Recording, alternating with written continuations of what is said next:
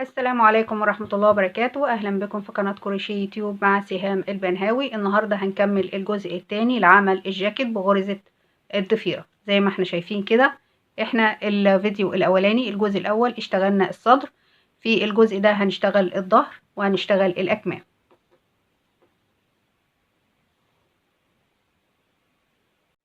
الأدوات اللي احنا استخدمناها، استخدمت خيط إليزا بيبي بيست. أنا عندي الشلة 100 جرام زي ما احنا شايفين، عندي 240 متر، الشلة فيها 240 متر. درجة اللون 534.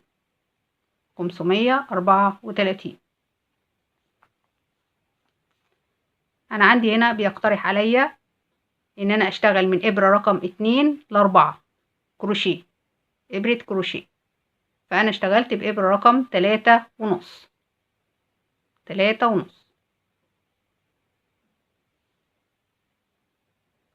طبعا استخدمت زراير. احنا قلنا في الفيديو اللي فات الجزء الاولاني ان احنا بنشتغل مقاس اكس لارج جاكيت طويل، ولو انت هتشتغليه قصير يبقى هيلبس 2 اكس لارج، يبقى لو طويل هيلبس اكس لارج، ولو قصير هيلبس 2 اكس لارج.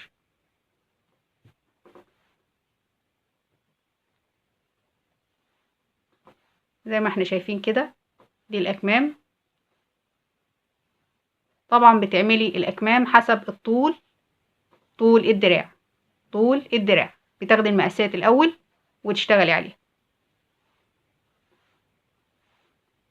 طبعا الطول في ايديكي.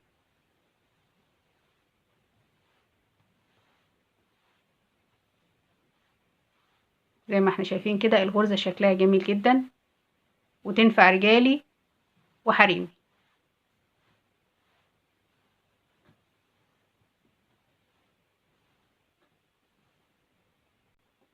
وتعالوا مع بعض نتابع باقي الخطوات. واللي أول مرة تشوف أعمالي ما تنسيش تدوسي على الزرار الأحمر اللي تحت الفيديو وتدوسي على الجرس عشان يوصلك كل جديد.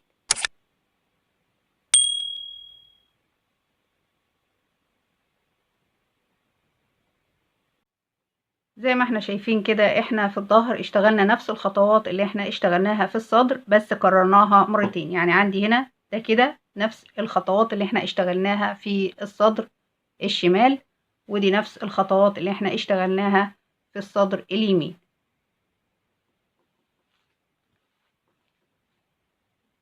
عدد الغرز زي ما احنا شايفين 6 عواميد، بعد كده 4 عواميد أمامية، بعد كده 2 عمود، 6 عواميد أمامية، 4 عواميد، 3 عواميد أمامية، 8 عواميد، 3 عواميد أمامية، 4 عواميد، 6 عواميد أمامية، 2 عمود، 4 عمود أمامي، بعد كده 6 عواميد اللي هم عندي هنا. لو نفتكر مع بعض الصدر احنا اشتغلنا هنا 3 وهنا 3، عندي هنا في الظهر اشتغلت 6 اللي هم 3 و3 زي ما احنا شايفين كده.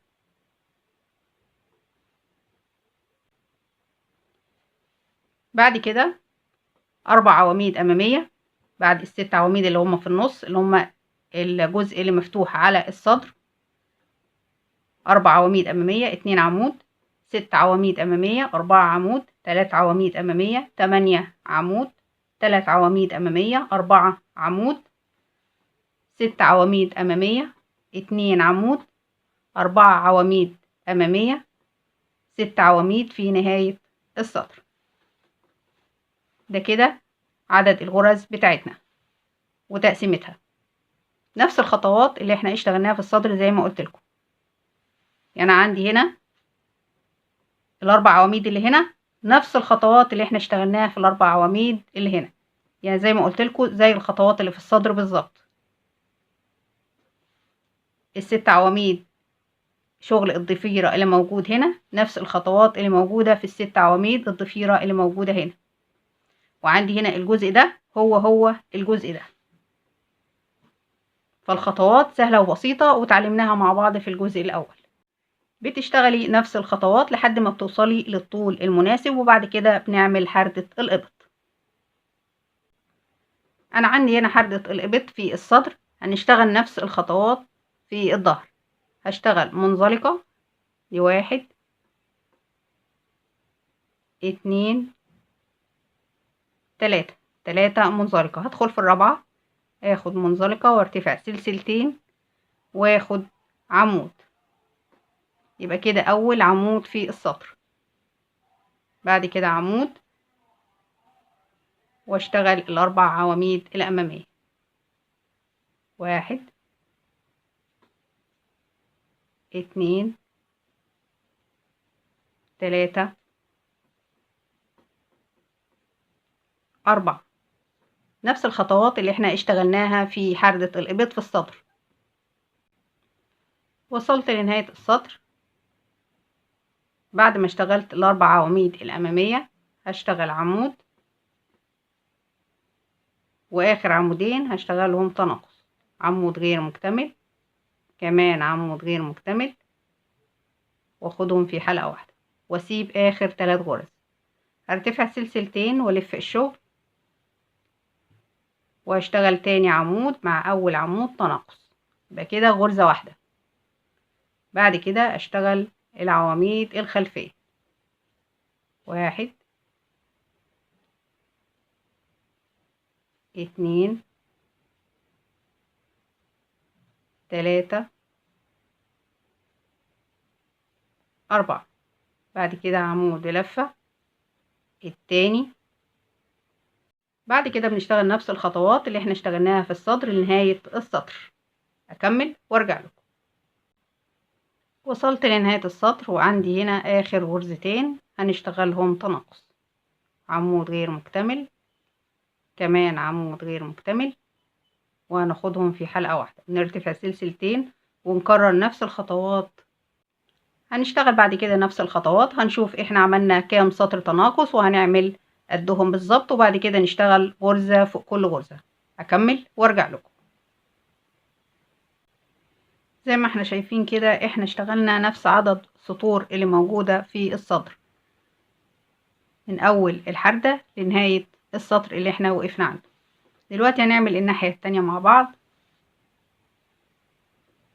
عندي هنا اخر سطرين هنشتغلهم مع بعض.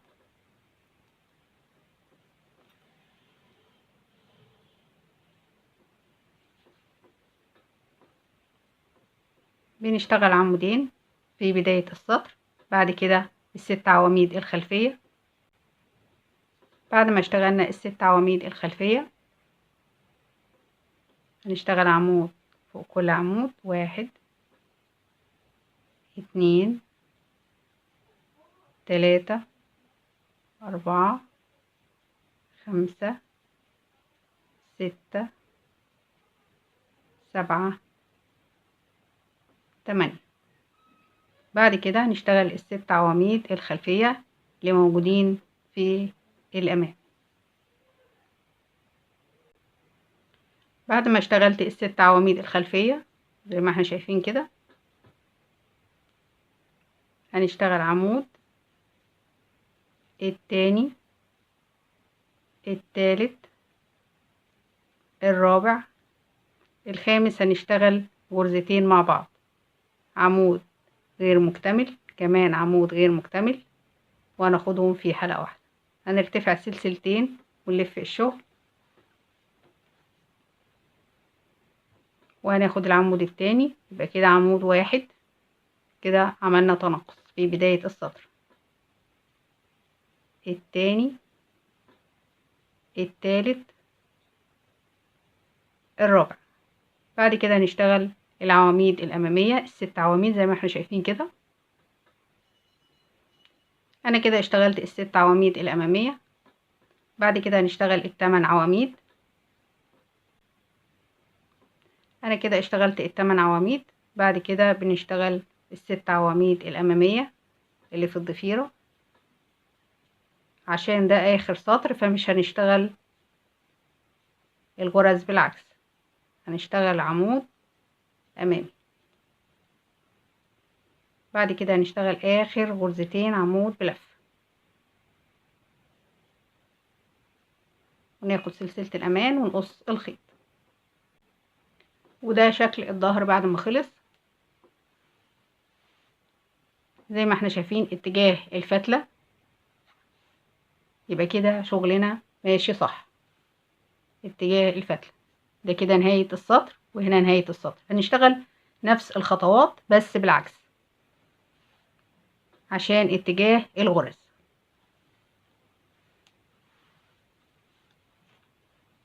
دلوقتي هنشبك الظهر بالصدر.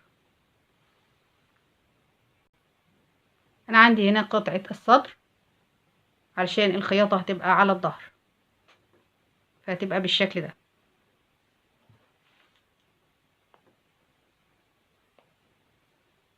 عشان نشبك الكتف هنخيط غرزة قصاد غرزة، عمود قصاد عمود.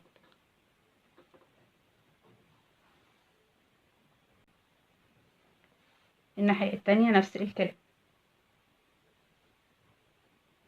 برضو هنحط الوش على الوش او الواجهة على الواجهة،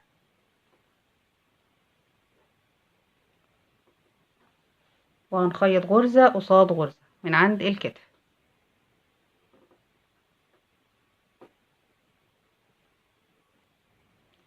انا عندي هنا في البداية 4 عواميد، وعندي هنا برضو 4 عواميد، فهشتغل عمود قصاد عمود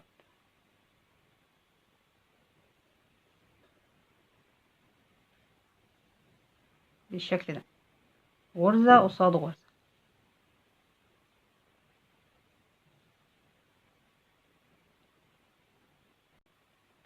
احنا كده خيطنا الجاكيت، طبعا بنخيطه من الظهر، ده كده الواجهة.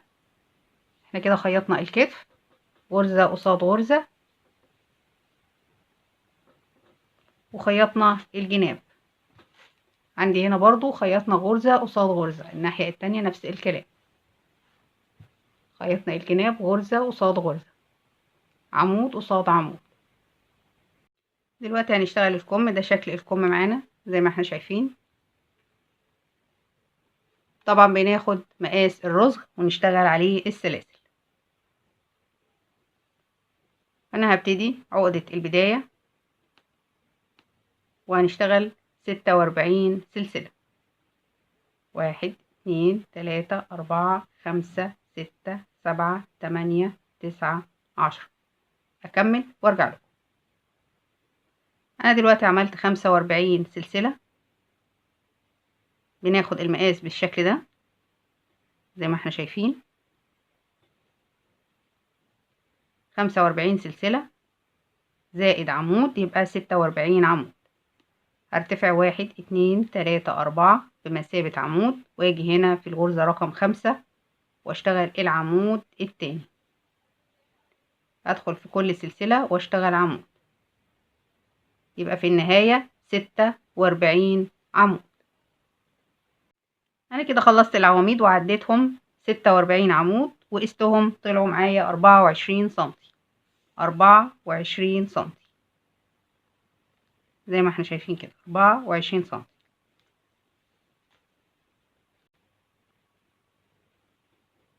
بعد كده نرتفع 1 2 3 بمثابة عمود، ونشتغل العمود التاني التالت الرابع الخامس السادس. بعد كده 6 عمود امامي.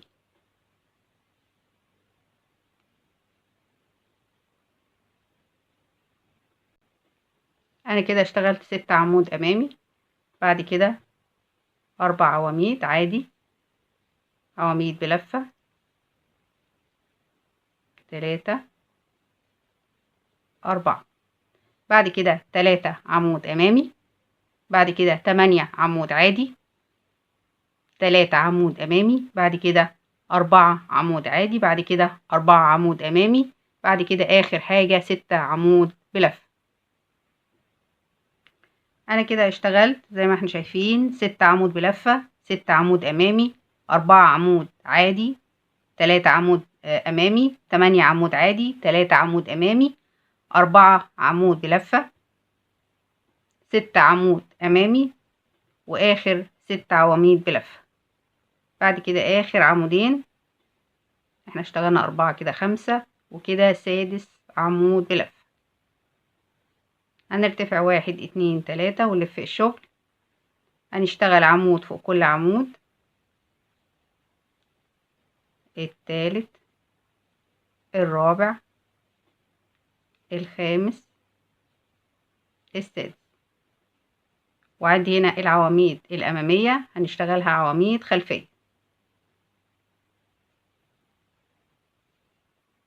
بالشكل ده.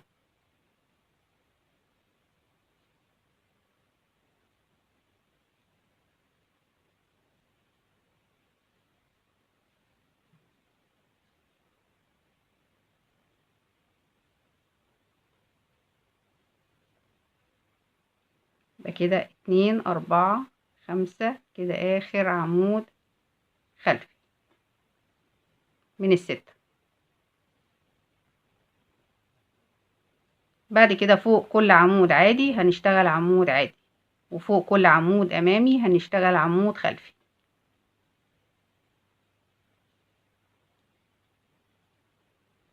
لنهاية السطر.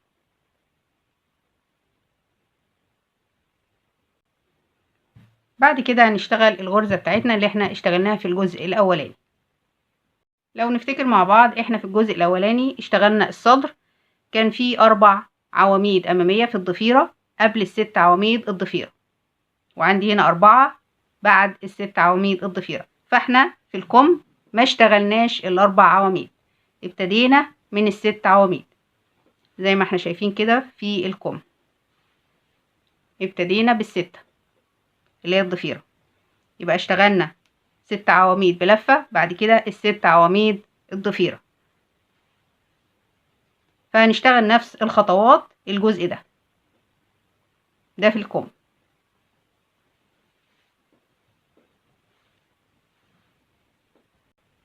فانا هشتغل 6 سطور، وهنيجي في السطر العاشر عشان نعمل التزايد.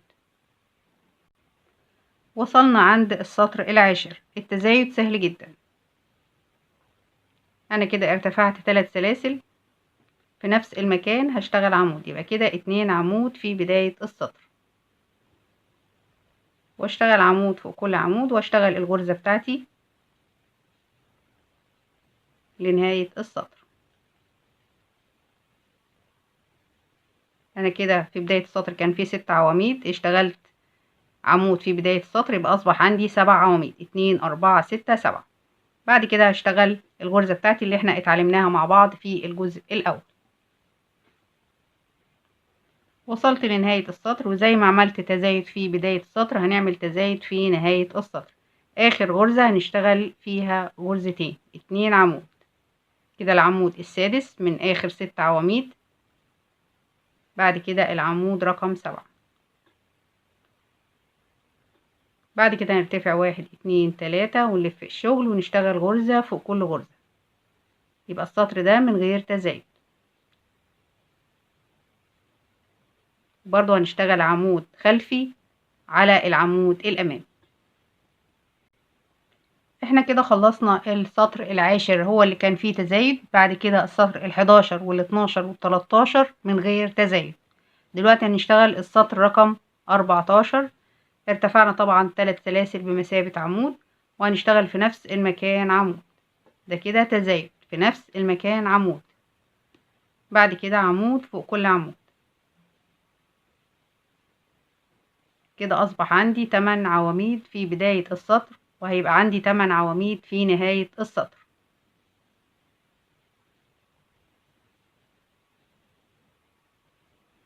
2 4 6 8. هنشتغل برضو الغرزة بتاعتنا لنهاية السطر، وهنعمل برضو تزايد. وصلت لنهاية السطر، وهشتغل في تالت سلسلة الغرزة رقم 7، الغرزة رقم 8. يبقى كده تزايد في بداية السطر وتزايد في نهاية السطر. زي ما احنا شايفين كده التزايد سهل معانا. دلوقتي هنعرف مع بعض سطور التزايد. احنا اشتغلنا في السطر العاشر والسطر رقم 11، يبقى 10 11 12 13 14 15 16 17 18 السطر رقم 18. 19 20 21 22 السطر رقم 22 23 24 25 26 يبقى السطر رقم 26. يبقى في السطر الرابع بنعمل تزايد. بعد كده هنشتغل كل 3 سطور، يبقى بعد 26 27 28 29 السطر رقم 29 هنشتغل تزايد زي ما احنا شايفين كده. بعد كده هنشتغل بعد السطر في السطر الثالث، هنشتغل بعد كده في السطر 29 ال 32 ال 35 ال 38 ال 41 ال 44. يبقى ال 44 ده آخر سطر تزايد، ده على حسب حجم الدراع. يعني زي ما احنا شايفين كده، احنا في السطر الرابع اشتغلنا تزايد، السطر الرابع السطر الرابع السطر الرابع. بعد كده اشتغلنا في السطر الثالث الثالث الثالث الثالث الثالث الثالث زي ما قلت لكم قبل كده على حسب حجم الدراع. يعني لما نيجي نقيس مثلا هنا اللي هو دوران الدراع هيديني 42 سنتي 42 سنتي. هنشتغل نفس الخطوات اللي احنا اتعلمناها في الجزء الاول اللي هي الغرزة بتاعتنا بالتزايد اللي احنا اتعلمناه في الجزء ده. بعد كده هنوصل مع بعض عشان نعمل التناقص. اكمل وارجع لكم. زي ما احنا شايفين كده احنا وصلنا للمقاس المناسب لدوران الدراع، وعندي هنا عدد سطور التزايد 1 2 3 4 5 6 7 8 9 10 11. دلوقتي هنبتدي نعمل التناقص. هلف الشغل واشتغل اول غرزة منزلقة، التانية منزلقة، التالتة منزلقة، الرابعة منزلقة. بعد كده ارتفع سلسلتين واخد عمود اللي هي الغرزة التانية، بعد كده اخدهم في غرزة واحدة كده اول عمود في السطر. بعد كده هشتغل عمود فوق كل عمود، وعندي هنا الشغل هيبقى عمود خلفي فوق العمود الامامي. وصلت لنهاية السطر وعندي 5 غرز، هاخد غرزتين تناقص بالشكل ده واخدهم في حلقة واحدة، واسيب اخر 3 غرز زي ما احنا سيبنا في اول السطر اول 3 غرز. بعد كده ارتفع سلسلتين والف الشغل كده اول غرزة، هاخد كمان تاني غرزة والتالتة، يبقى كده 3 غرز في غرزة واحدة. يبقى اول سطر خدنا غرزتين في غرزة واحدة، السطر التاني خدنا 3 غرز في غرزة واحدة. بعد كده هنشتغل عمود فوق كل عمود، وعندي هنا شغل الغرز اللي موجودة في الضفيرة هنشتغل نفس الخطوات اللي احنا اتعلمناها مع بعض في الجزء الاول. وصلت لنهاية السطر واخر 3 غرز هشتغلهم في غرزة واحدة، عمود غير مكتمل، التاني، التالت، اخدهم في حلقة واحدة وارتفع سلسلتين والف الشغل. هاخد الغرزة التانية مع الاولى تناقص، بكده انا كررت السطر الاول اللي هو غرزتين في غرزة واحدة. بعد كده هشتغل عمود فوق كل عمود، وطبعا بنكرر شغل الضفيرة، نشتغل شغل الضفيرة زي ما احنا اتعلمنا مع بعض في الظهر بنشتغل عمود خلفي. وصلت عند اخر غرزتين وهاخدهم تناقص بالشكل ده، ارتفع سلسلتين والف الشغل وهاخد تاني غرزة مع اول غرزة تناقص، يبقى كده غرزتين في غرزة واحدة، وهشتغل عمود فوق كل عمود واشتغل شغل الضفيرة. وصلت لاخر السطر وهاخد اخر غرزتين تناقص، عمود غير مكتمل، كمان عمود غير مكتمل، واخدهم في حلقة واحدة. كده اصبح عندي 1 2 3 4 5 6 7 8 9 9 عواميد، الناحية دي والناحية دي في نهاية السطر وبداية السطر. ارتفع سلسلتين والف الشغل. كده الغرزة الاولى اخدها مع الغرزة التانية مع الغرزة التالتة واخدهم في حلقة واحدة. كده خدنا 3 غرز في غرزة واحدة، ده تكرار للسطر التاني. بعد كده اشتغل عمود فوق كل غرزة.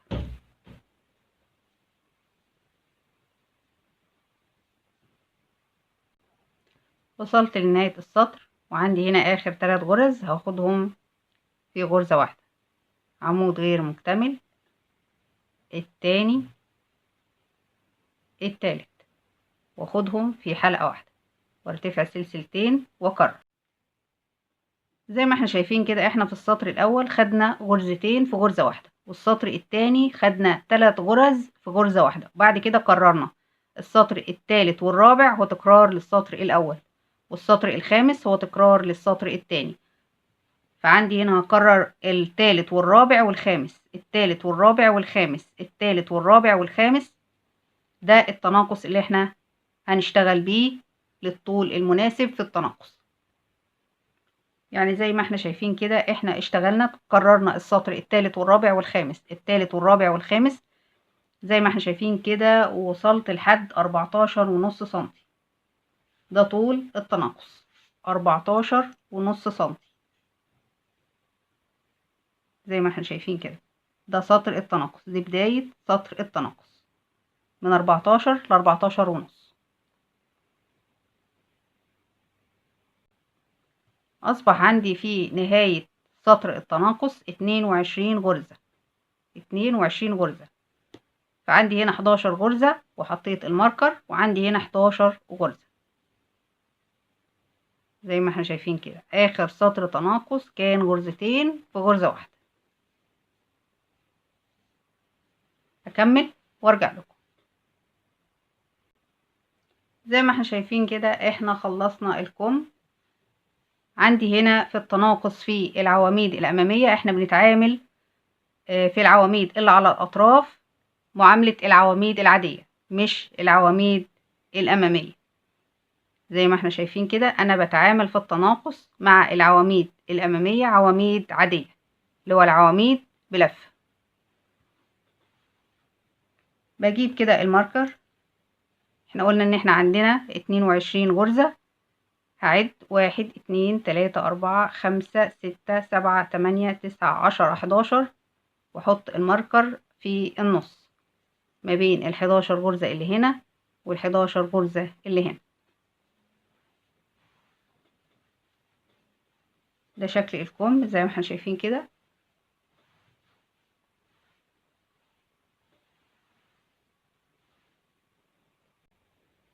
عندي طول الكم بالكامل من 57 ل 58 سنتي. احنا دلوقتي قلبنا الجاكيت على ظهره علشان نركب الكم. زي ما احنا شايفين كده احنا مركبين الكم الاول، وهنركب مع بعض الكم التاني.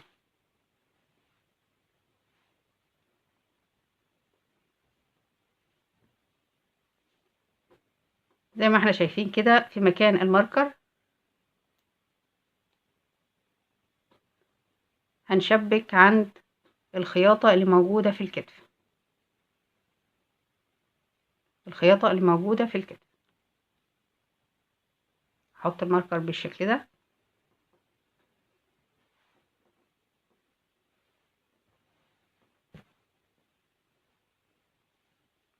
واحاول اثبت الكم الاول بالماركر.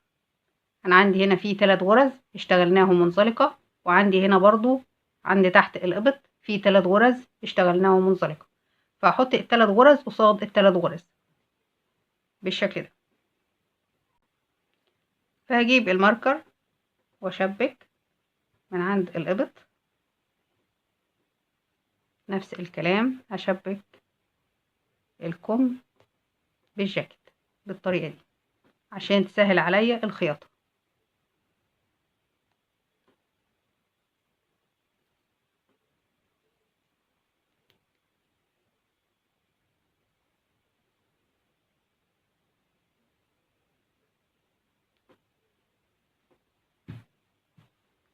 الناحية التانية في الظهر نفس الكلام، التلات غرز قصاد التلات غرز.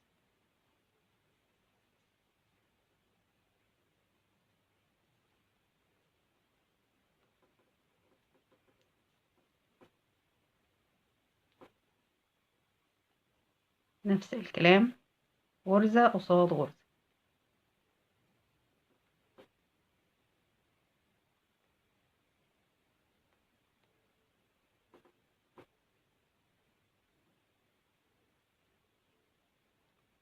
طبعا تنظيف الخيوط بيبقى في الظهر.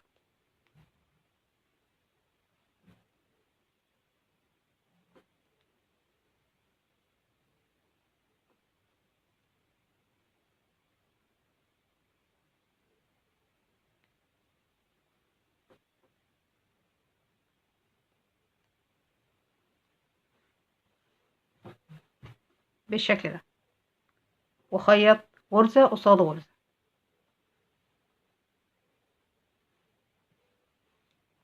في النهاية هيديني الشكل ده.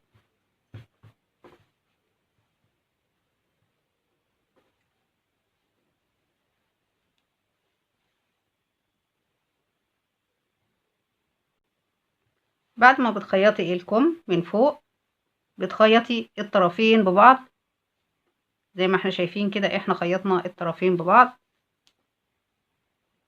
زي ما احنا شايفين كده، غرزة قصاد غرزة. بعد كده بنقلب الجاكيت على الوجه، وده شكل الكم على الواجهة زي ما احنا شايفين كده.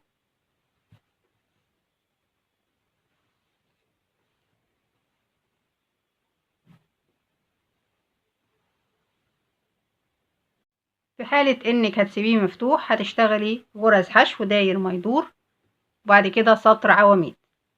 طب في حالة انك عايزة تعملي مرد، انا كده عملت مرد في ناحية، هنعمل المرد في الناحية التانية زي ما احنا شايفين كده. ده شكل المرد، ممكن برضو من خلاله انك تركبي الزراير بالشكل ده.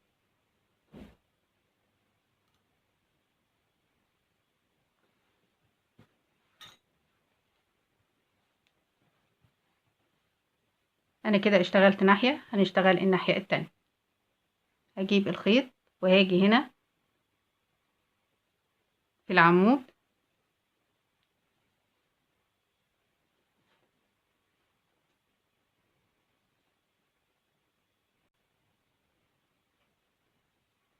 هربط الخيط وارتفاع سلسلة، وفي نفس المكان غرزة حشو التانية. هروح على العمود التاني واشتغل 2 حشو.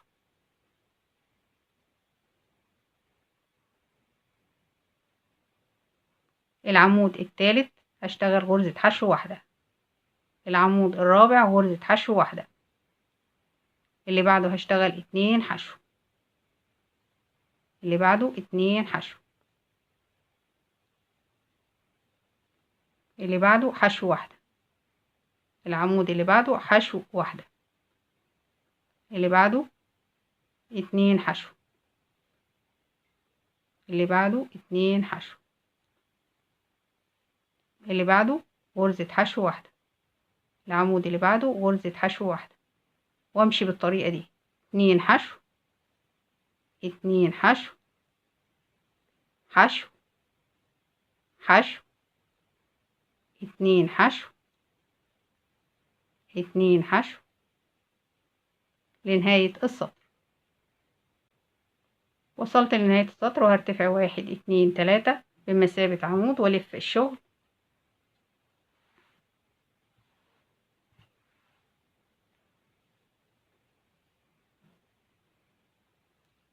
واشتغل عمود فوق كل غرزة حشو.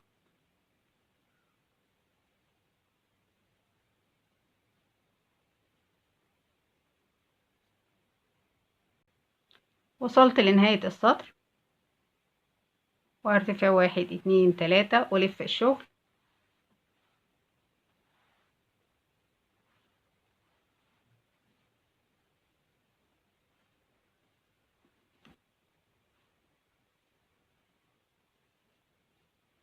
انا كده ارتفعت 3 سلاسل بمثابة عمود.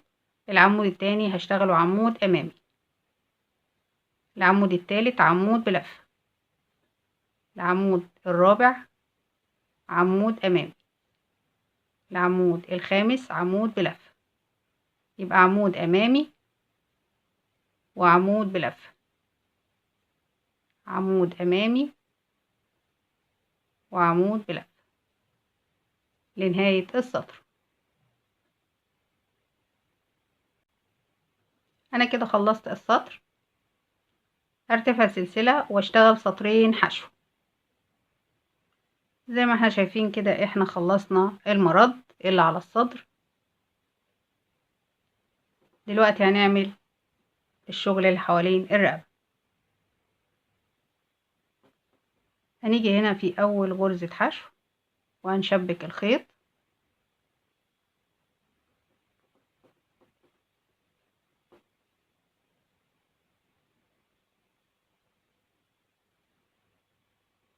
وهندخل ونرتفع سلسلة في نفس المكان غرزة حشو، اللي بعدها غرزة حشو. العمود هشتغل فيه غرزة حشو، العمود اللي بعده نفس الكلام غرزة حشو، غرزتين حشو. عندي هنا فوق كل غرزة هشتغل غرزة حشو،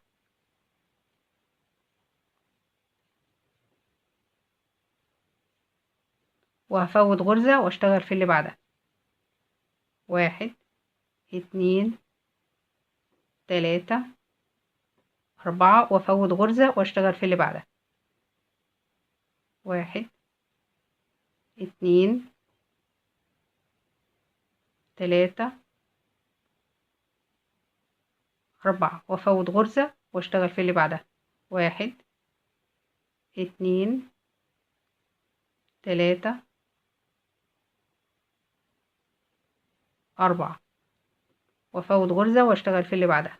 1 2 3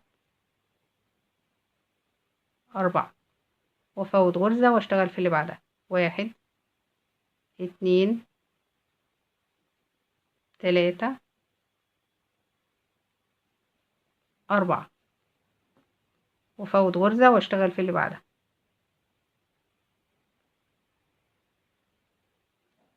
1 2 3 4 نفس الكلام، غرزة التانية التالتة الرابعة وافوت غرزة واشتغل في اللي بعدها. 1 2 3 4 وافوت غرزة واشتغل في اللي بعدها، واكرر لنهاية السطر. انا كده خلصت الرقبة. بعد سطر الحشو اشتغلنا سطر عمود، والسطر اللي بعده اشتغلنا عمود امامي وعمود بلفة، والسطر الاخير اشتغلنا غرزة حشو. عايزة تشتغلي سطر او سطرين طبعا ده بيرجع لك. نفس الخطوات اللي احنا اشتغلناها في المرد هي الخطوات اللي احنا اشتغلناها في الرقبة. وبعد كده ركبنا الزراير زي ما احنا شايفين. ده شكل الجاكيت بعد ما خلص.